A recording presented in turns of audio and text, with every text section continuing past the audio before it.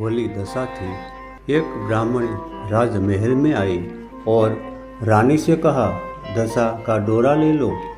बिस्मी दासी बोली, हाँ रानी साहिबा, आज के दिन सभी सुहागिन महिलाएं दशा माता की पूजन और व्रत करती है तथा इस डोरे की पूजा करके गले में बांधती है, जिससे अपने घर में सुख समृद्धि आती है।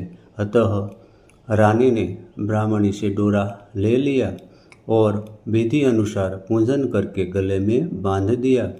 कुछ दिनों के बाद राजा नल ने दंपति को गले में डोरा बंधा हुआ देखा।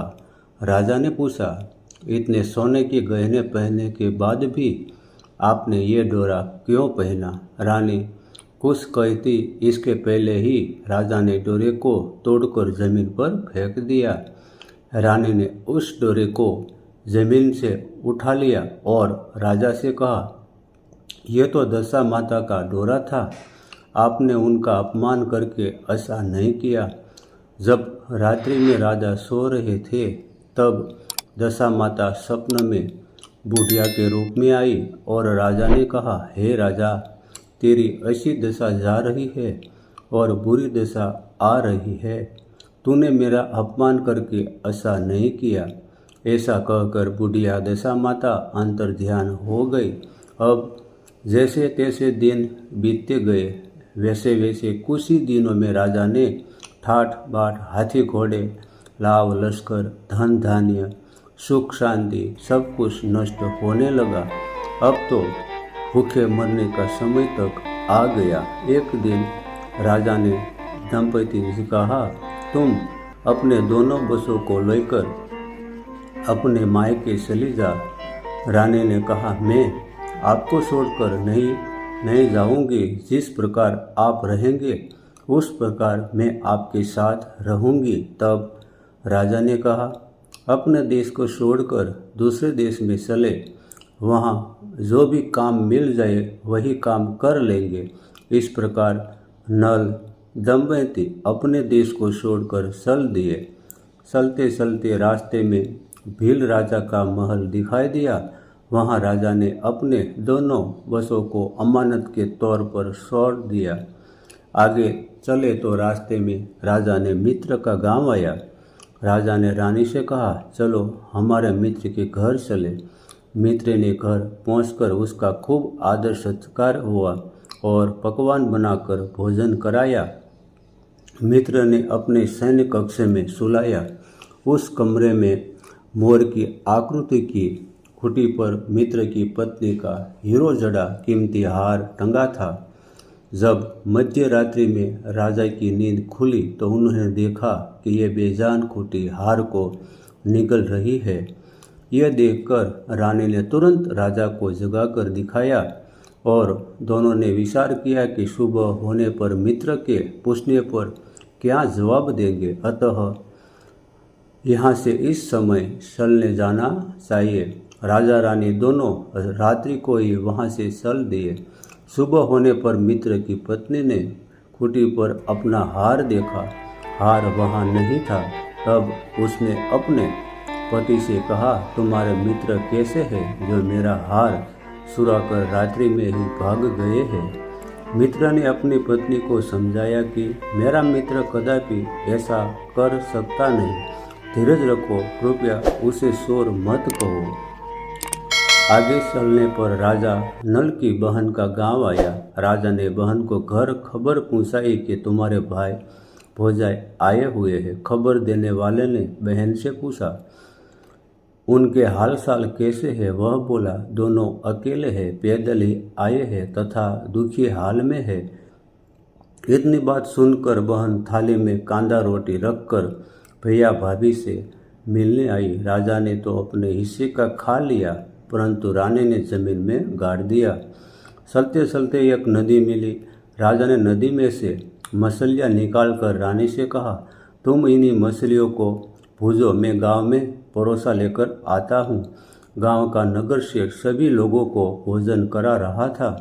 राजा गांव में गया और परोसा लेकर वहाँ से चला तो रास्ते में शील ने झपट मारा तो सारा भोजन नीचे गिर गया। राजा ने सोचा कि रानी विचार करेगी कि राजा तो भोजन करके आ गया और मेरे लिए कुछ भी नहीं लाया। उधर रानी मछलियाँ भूनने लगी तो दुर्भाग्य से सभी मछलियाँ जीवित होकर नदी में चली गई। रानी उदास होकर सोचने लगी कि राजा पूछेंगे और सोचेंगे कि सारी मछलियाँ खुद खा गई। जब राजा आए तो मन ही मन समझ गए और वहाँ से आगे चल दिए। चलते चलते रानी ने मायके का गाँव आया। राजा ने कहा, तुम अपने मायके चली जाओ, वहाँ दासी का कोई भी काम कर लेना, मैं इसी गांव में कहीं नौकरी हो जाऊंगा। इस प्रकार रानी महल में दासी का काम करने लगी और राजा तेल के खाने पर काम करने लगा। दोनों को काम करते बहुत दिन हो गए। जब होली दशा का दिन आया तब सभी रानियां ने सिर धोकर स्नान किया। दासी ने भी स्नान किया। दासी ने रानिया का सिर गूथा तो राजमाता ने कहा, मैं भी डोरा सिर गूंथ दूँ। ऐसा कहकर राजमाता जब दासी का सिर गूंथ रही थी तब उन्होंने दासी के सिर में पद्म देखा। वह देखकर राजमाता की आंखें भर आई और उनकी आंखों से आंसू की बूंदें गिरी।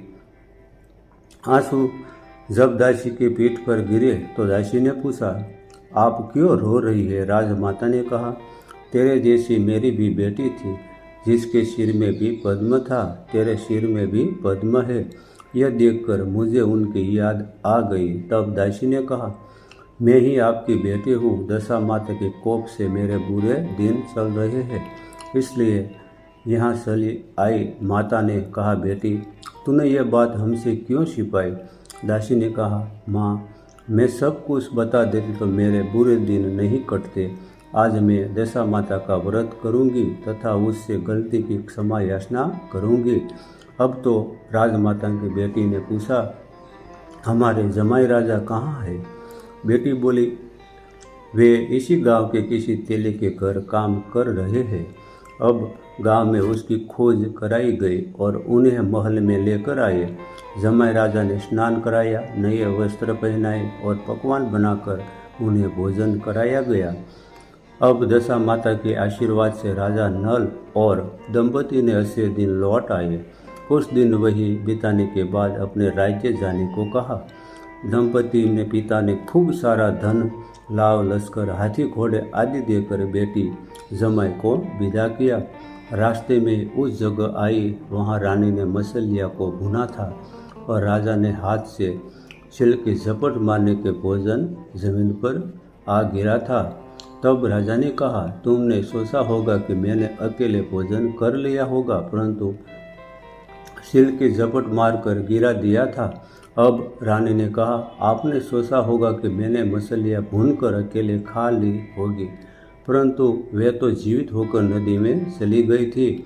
चलते चलते अब राजा की बहन का गांव आया। राजा ने बहन को वहां खबर भेजी। खबर देने वाले से पूछा कि उनके हाल चाल कैसे हैं। उसने बताया कि ये बहुत अच्छी दशा में है, उनके साथ हाथी घोड़े लाव लश्कर है। वह सुनकर राजा की बहन मोतियों की थाल सजाकर आई। तब दंपति ने धरती माता से प्रार्थना की और कहा, माँ आज मेरी अमानत तो मुझे वापस दे दो। यह कहकर उस जगह को खोदा तो जहाँ कांदा रोटी गाड़ दिया था। खोदने पर रोटी तो सोने की और कांदा चांदी का हो गया।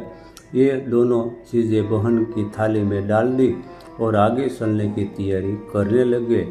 वहाँ से चलकर राजा अपने मित्र के घर पहुँचे। मित्र ने उनका पहले के समान खूब आदर सत्कार और सम्मान किया। रात्रि विश्राम के लिए उन्हें उसी शयन कक्ष में सुलाया। भोरने वाले खूंटे के हार निगल जाने वाली बात से नींद नहीं आई। आधी रात के समय मोरने वाले खूंटे के हार उगलने लगी। राजा ने अपने मित्र को जगाया तथा रानी ने मित्र की पत्नी को जगाकर दिखाया, आपका हार तो इसने निगल लिया था। आपने सोचा होगा कि हार हमने सुराया है। दूसरे दिन प्रातःकाल नित्य क्रम से निपटकर वहाँ से वे चल दिए। भील राजा ने कहा, पूछो, और अपने पुत्रों को मांगा तो भील राजा ने देने के मना कर दिया। गांव के लोगों ने उन बसों को वापस दिलाया। नल दंपति अपने बसों को लेकर अपनी राजधानी के निकट पहुँचे। नगरवासियों ने लाव लश्कर के साथ उन्हें आते हुए देखा। सभी ने बहुत प्रसन्न होकर उनका स्वागत किया तथा गाजे बाजे के साथ उन्हें महल पहुँचाया।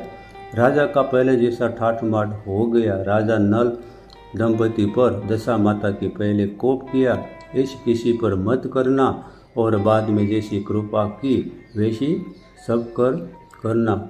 बोलिए दशा माता की जय।